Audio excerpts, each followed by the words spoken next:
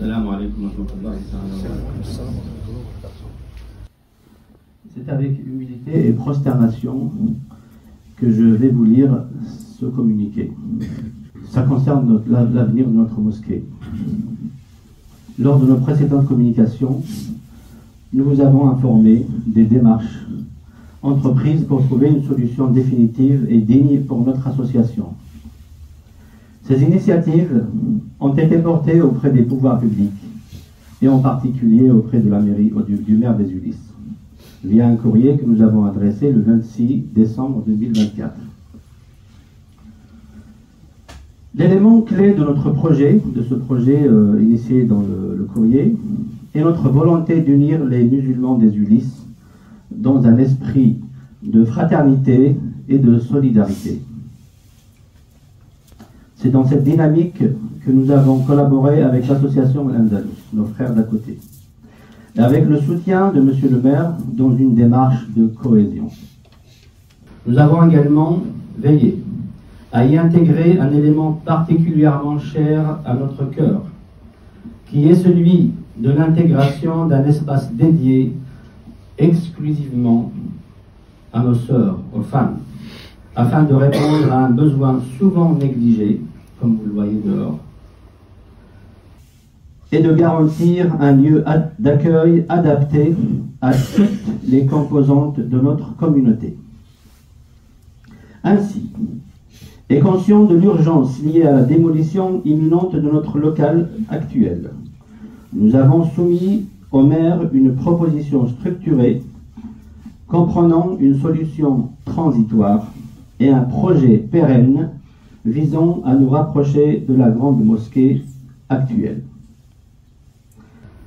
À la suite de nos échanges, Monsieur le maire, dans son courrier du 16 janvier 2025 de réponse, il a validé les deux solutions suivantes.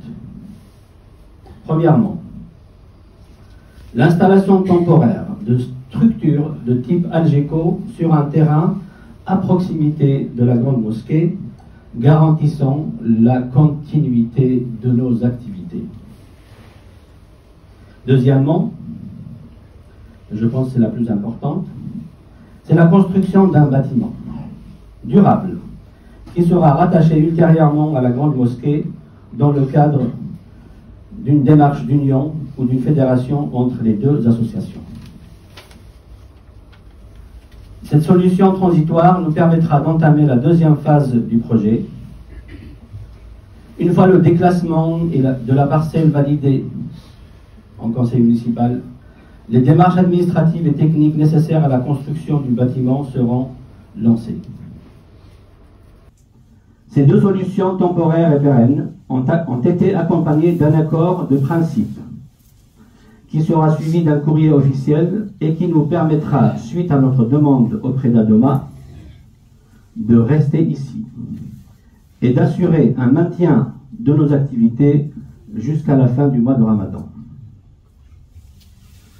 Je tiens à dire que tout cela n'a été possible si vous tous, ensemble, ainsi que nos partenaires, n'ont pas été là avec leur courage, avec leur concours, pour assurer ces résultats.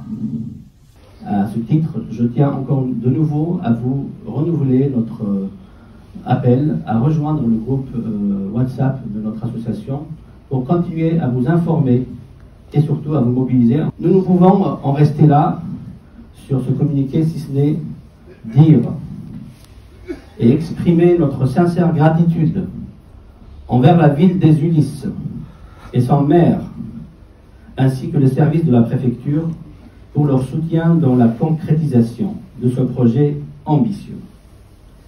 Il reflète notre engagement pour l'union, la solidarité et vise à construire un avenir harmonieux et inclusif pour toute la communauté musulmane des Ulysses.